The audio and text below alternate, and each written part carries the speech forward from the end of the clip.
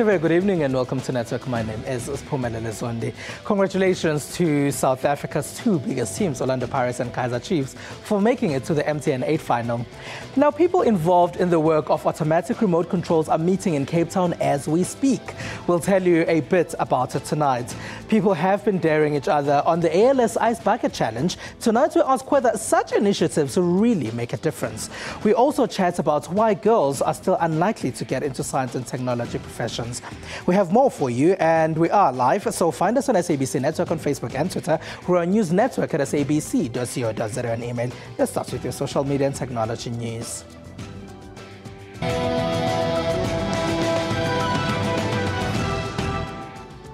Blue Label Telecoms has revealed that MTN is losing prepaid subscribers to Cell C and Telkom Mobile. MTN is the largest mobile phone network provider in Africa, the second largest in South Africa. The company has been losing market share in its home country, even though it's been growing significantly in the rest of the continent. Recently, we told you that MTN had revealed results that were better in the rest of Africa. But the largest mobile phone network provider in Africa doesn't seem to be doing so well in its home territory, South Africa.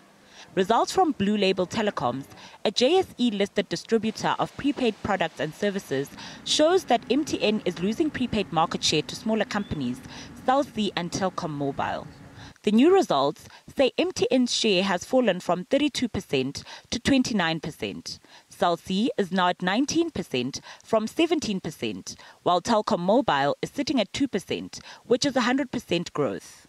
Vodacom is still at 50%, by far with the largest prepaid market share in the country.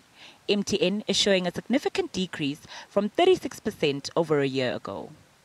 Expectant mothers in South Africa now have a mobile phone application that will give them antenatal information. The app is called Mom Connect and was launched by Health Minister Aaron Motsoaledi on Thursday.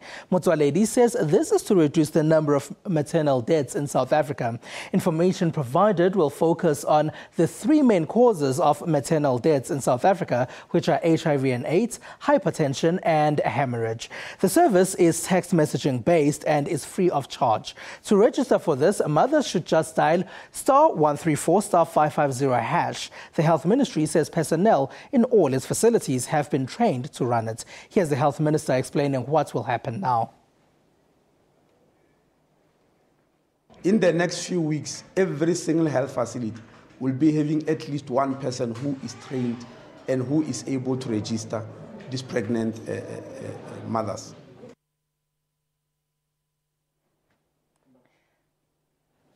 The 19th World Congress of the International Federation of Automatic Control, or IFAC, has started at the Cape Town International Convention Centre. IFAC aims to promote the science and technology of automatic controls. The event is also an exchange of ideas between various international stakeholders that deal with automatic remote controls. This year's theme is promoting automatic control for the benefit of humankind.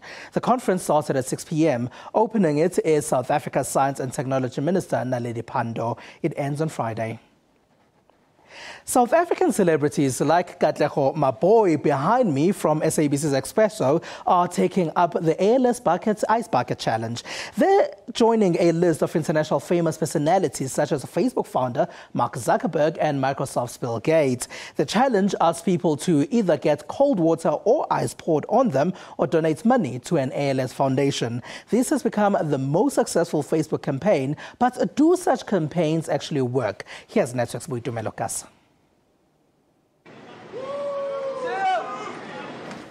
The ALS Ice Bucket Challenge success is staggering, reaching just over 70 million hits on social media sites. As of Friday, the Amyotrophic Lateral Sclerosis Association in America had received over 530 million rands of donation, much of it coming from new donors. But at least one social media analyst, Tonya Corey, says such campaigns are mere passing fads. So it raised awareness. But does it actually aid in facilitating the eradication of that particular disease or disorder or whatever it is the campaign is to bring to light? Famous people from former American President George W. Bush to SABC's Katlego Maboy have done it. Maboya says it's because his sister has ALS and he challenges other famous South Africans to do it too. And challenge, I put it out there. Popin Chongwana, Mobs Maponyani, and Minister Figile Mbalula, I want to see you put your hands up and create awareness. The challenge has received much media frenzy too. Recently, another social media campaign that had much attention is the Nigeria's Bring Back Our Girls. Corey says if you carefully look at that campaign, people's interest only lasted for as long as celebrities were tweeting, Facebooking, Instagramming, or talking about them.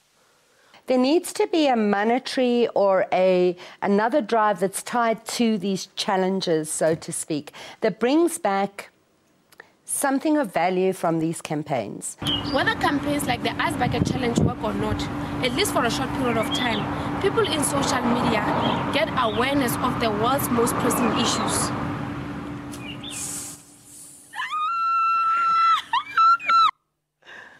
And for months, there's been talk of launching Bitcoin ATMs in South Africa. Bitcoins are an online digital currency, and their ATMs allow one to trade cold hard cash for Bitcoins. After numerous delays, Johannesburg is now home to the continent's first ever Bitcoin ATM. The machine has been installed at an upmarket men's salon in the suburb of Kyalami in Johannesburg. Due to security fears, users must undergo multiple steps to verify their identity. Deciding how much lobola is due to a woman can be a headache. Some say there's a science to it, and others dispute this theory. Now, in Nigeria, there's a mobile phone application that is trying to help women find out how much dowry is due to them and their families as they prepare to get married. Apparently, a posh foreign accent and skin complexion play a big role in how the application values the bride. To check a bride price. Women can now download an app that tells them how much lobola is due to them. Though interesting, the bride price application has caused a bit of a stir between female gender activists and the owner of the app, Editi Effiong. He says he created it in the name of fun. It's an inside joke by Africans for Africans, right? And the concept of bride price does not mean sell. But for someone who's not used to, who's never paid a bride price in other culture, like, oh my God, it's such a barbaric culture. Some of the criteria used to calculate a woman's bride price include height, weight, skin health, and one's complexion. Gender activists aren't happy. I will advise young girls to say no, we don't want to be sold, and then if they actually love each other, they can arrange, and talk to the parents and see how this whole bride price thing should, we need to stop it, really. Some brides, like Lola, have played around with the app, and she thinks that it's harmless. It's just a traditional thing, where what they have been doing since right from time, bring all the yam, but I just feel the bride app is just a game. It's just a play thing. Despite some negative reviews, the Bride Price app has generated over 4 million hits from 56 countries since it launched 3 months ago. For years, Twitter has been allowing the publication of visuals of the dead in war situations. There have been plenty of these from the war in Syria. On Wednesday, however, the American social network said it would remove gruesome visuals after the publishing of photos of the beheading of an American journalist. A statement by Twitter spokesperson New Wexler says the social network will now remove gruesome visuals and visuals of dead people. On Wednesday, it emerged that American journalist James Foley had been beheaded by a militant group called the Islamic State of Iraq and Syria, or ISIS. That same day, tweets with links of the YouTube video of his beheading started surfacing. YouTube removed the video. Tweets of the graphic images continued. Twitter then started suspending users who share these images. The statement by Twitter spokesperson New Wexler reads, "In order to respect the wishes of loved ones, Twitter will remove imagery of deceased individuals in certain circumstances." Some say this had been prompted by Zelda Williams, the daughter of Hollywood actor Robin Williams, who allegedly committed suicide last week. Zelda had reported that she was receiving fake photoshopped photos of her deceased father. Twitter says anyone who wants to report any gruesome images can alert them on privacy@twitter.com. Now, how do parents ensure their underage children do not gain access to explicit music videos online? The British Prime Minister David Cameron believes governments should play a role in denying children access to such material. He has Network's Dile Khaswane with the details of a pilot project in the UK to achieve that goal. For years, television music channels have used age ratings. In South Africa, some music channels like Channel O and MTV impose a standard rating of 16, basically assuming that most content on their channel is inappropriate for younger viewers. Online music content, though, is not as restrictive. Globally, the majority of online music content is readily available to users of all ages, including children. In the United Kingdom, Prime Minister David Cameron is advocating for a novel pilot project to restrict children from viewing music videos classified for an older audience. The project will see UK record labels voluntarily provide content which will be rated using age categories of 12, 15 and 18. This is what David Cameron had to say, that there's a very simple principle here, which is we should not see the internet as some sort of lawless space where the normal rules of life should not apply.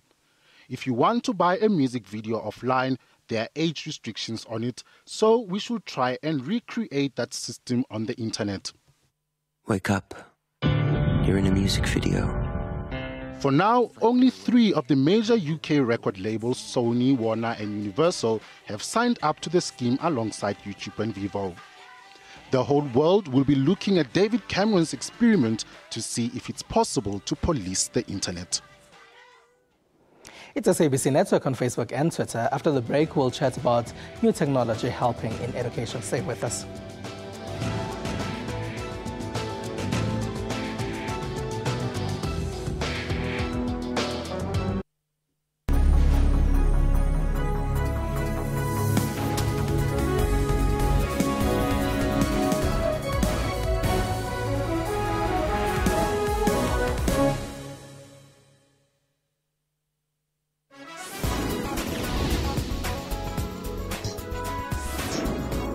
Cameroon's economic capital, a unique art collection is on display.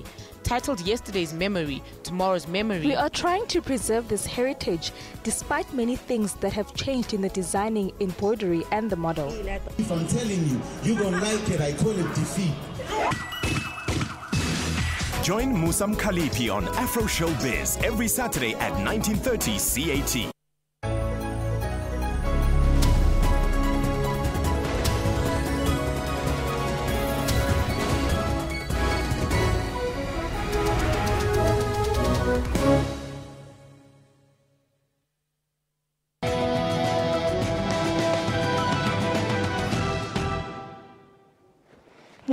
Once done with high school or university, it's expected that many would want to look for jobs. So there is a new method of doing this, and that is through the Impress Me app.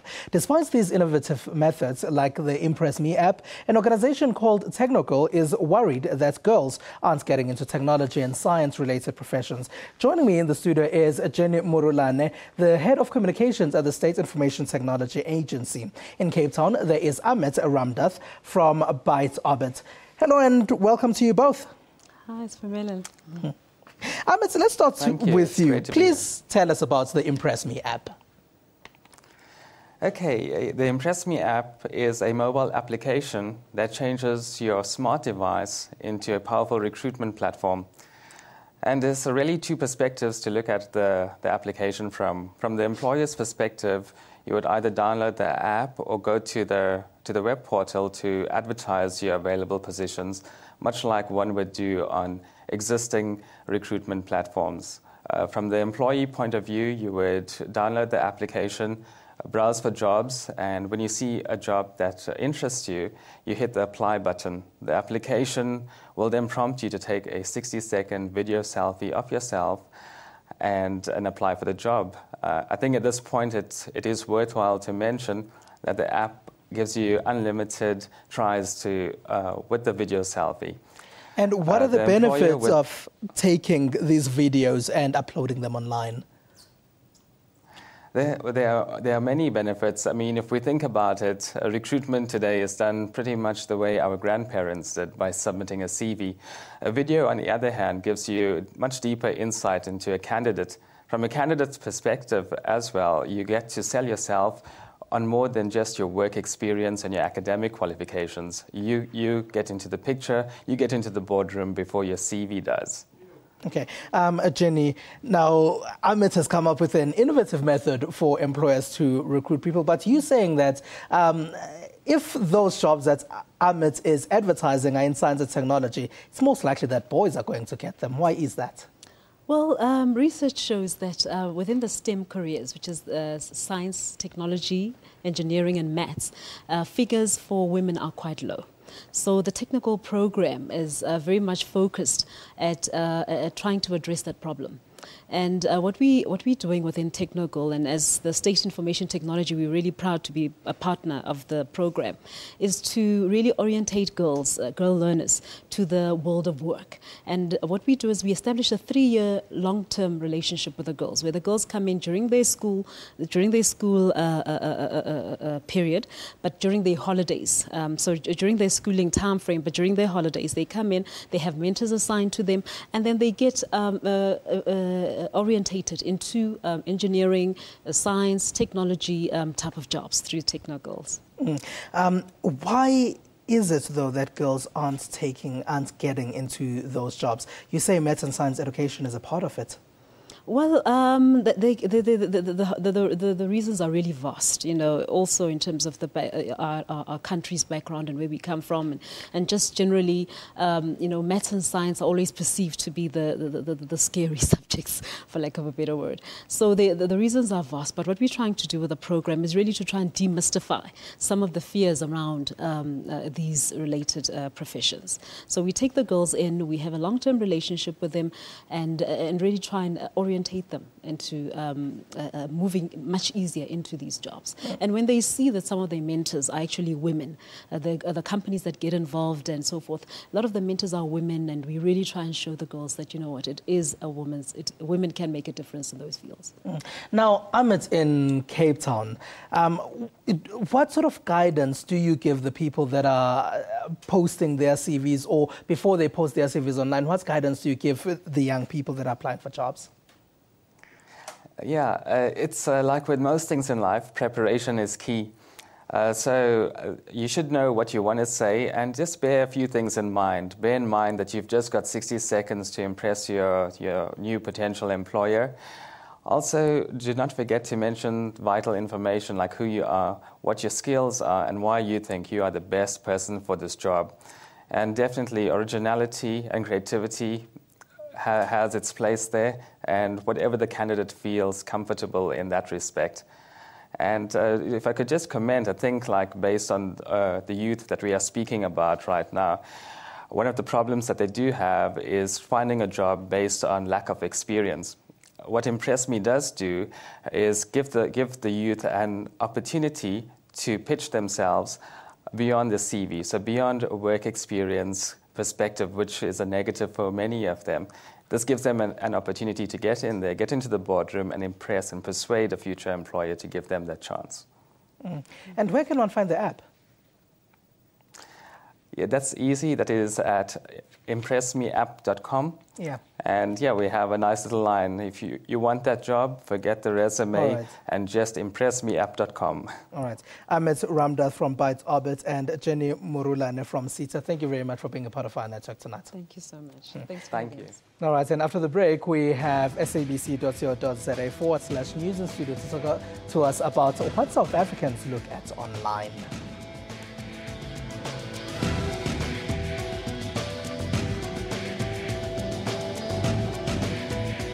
SABC, sharing 20 years of inspiration.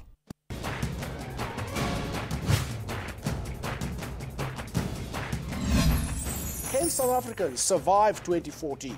Many of us actually were given bursaries by state-owned enterprises, but the state shrunk, telecom was privatized, and now you are sitting with huge unemployed people, but huge backlogs in terms of infrastructure that could develop the same young people. It's in our hands, and our future is up to us.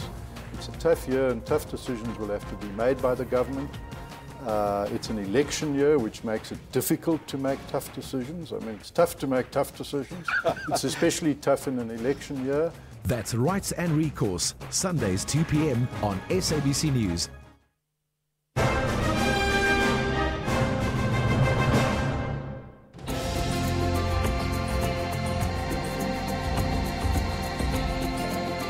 I had a wonderful opportunity to use the parliamentary stage to bring the world's attention to what is going on. I am ready to go into prison again for the things I'm protesting against now. We salute women.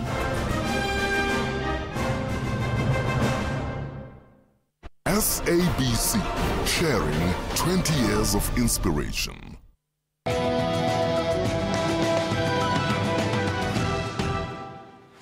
We are live and on SABC Network on Facebook and Twitter. Welcome back. Now, most South Africans on the internet spend their time looking at news websites. This was revealed by an Effective Measure online map. Researchers at the Effective Measure told us that they're not done with their work. But to talk to us about some of their findings thus far, is Christelle Dutoit, who's from SABC Digital News. Hello. Good afternoon. Good evening.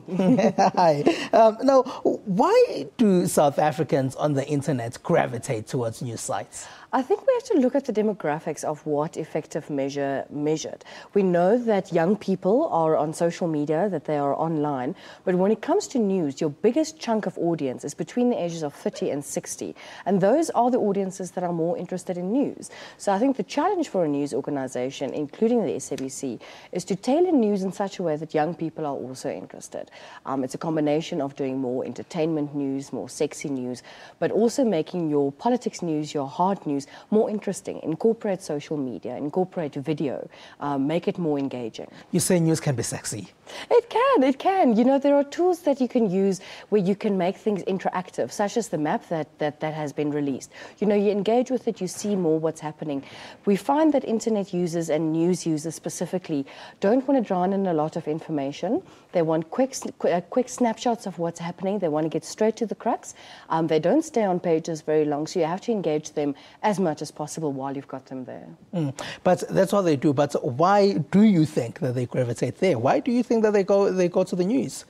If we look at which people are online, they spend a lot of time on email, they spend a lot of time on news. We find, for example, that things like retail online hasn't taken off yet. So I think it's a sign of just the nature of our audience maturing. They are hungry for information, not yet at the top now, you know, at the world standards of online shopping.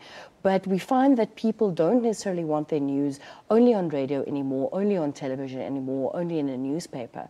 The challenge for a media house today is to maximize across all those platforms. So we, for example, have to make the most of our TV content, our radio content, and make that available online, because people aren't necessarily going to sit in front of the television the whole time. But network is available afterwards on our YouTube channel where they can catch it and spend time on it and watch it at their leisure. It's interesting that you're mentioning that retail is not taking off just yet. And we know that in Europe and in North America, for example, people are shopping online a lot. In fact, some don't even leave their homes. They do their grocery shopping online even. Do you think it's going to change here in South Africa? It's increased significantly, so I do think we'll get there. I think for the moment, entertainment is still one of the major draw cards to the internet. Also things like careers. You were speaking about careers earlier. That's the third most popular destination online.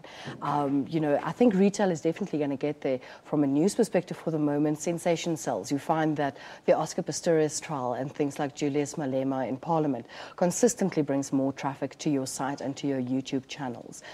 So the more controversy, the more you get hits on the website. Do you think that TV and radio understands that people are probably hungry to get their news on the go 24 hours a day now, and that's probably why they go online? My advice my hope for any major news organization is that I hope they do. People are always scared that they look at online as this is a challenge or a threat to our traditional platforms, and it's not at all. It's a tremendously powerful tool to make your reach extend even further.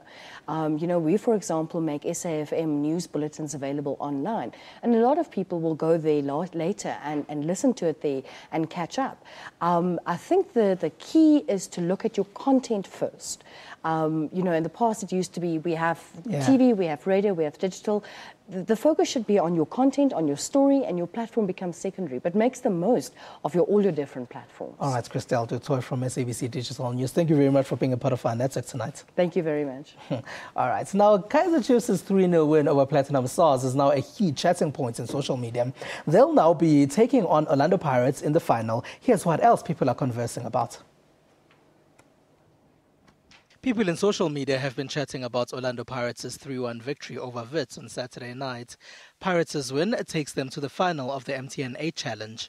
On average, they've beaten Wits 5-1 as they won 2-0 in the first leg. Public Protector Tulima Donzela has been trending again. This is after it emerged that she's written a letter to President Jacob Zuma asking for clarity on a few issues about Henkandla findings. And some all over Africa have been having fun by answering questions on the Happy Sunday Challenge. Questions could be serious trivia or social issues. And that's all we have for you. Find us on SABC Network on Facebook and Twitter. We're on News Network at sabc.co.za on email. We leave you with visuals of people taking the ALS Ice Bucket Challenge. From me and the rest of the team, have a good one. I am the Samsung Galaxy S5. This is my Ice Bucket Challenge. Gosh, that's freezing. I nominate the iPhone 5S, the HTC One M8, and Nokia Lumia 930.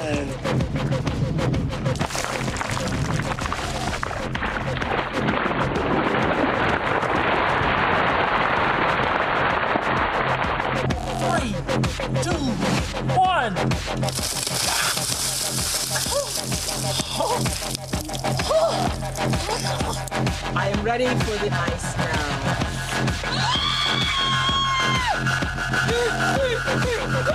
I am the iPhone 5S and I'm taking the Ice Water Challenge. Unlike the Galaxy S5, I'm not naked blinking face with stuck up top.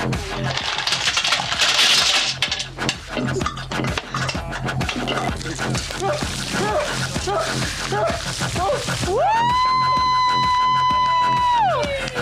Cat! Let's